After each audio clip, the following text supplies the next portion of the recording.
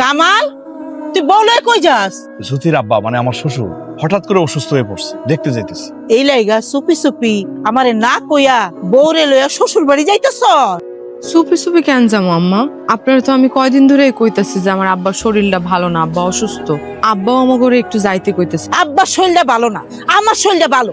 আমি বুঝি খুব সুস্থ। তুমি বাড়িতে থাকো, আমরা যাবো আর আসবো, রাতটা থাকবো, কালকে সকালে আবার চলে আসবো। রাতটা থাকবি আর সকালবেলা একলা আসবি না। ওই তোর ওই মরার খাইটা শ্বশুর আরে ঘাড়ে কইরা লয়ে আমাকে বাড়িতে আইবি না? আমি বুঝি না। কি কইতেছেন আম্মা? আর আমার আব্বা কেন আপনাকে বাড়িতে থাকতে যাইবো? আমার আব্বার কি ঘর বাড়ি নাই? ওই একটুখানি জায়গার মধ্যে এখন টিনের ঘর, ওইটারে বুঝি বাড়ি ঘর কয়? খালি যাবো আর আসবো, তুমি টেনশন করে না তো। তুমি যাওয়ার সময় বাধা দিও না। আমার অবাধ্য হইতেছস না? অবাধ্য কই হইল আম্মা? আর আপনার ছেলে তো খারাপ কোনো কথা কয় নাই। খারাপ কিছু কয় নাই, আর আমি বুঝি খারাপ কইছি?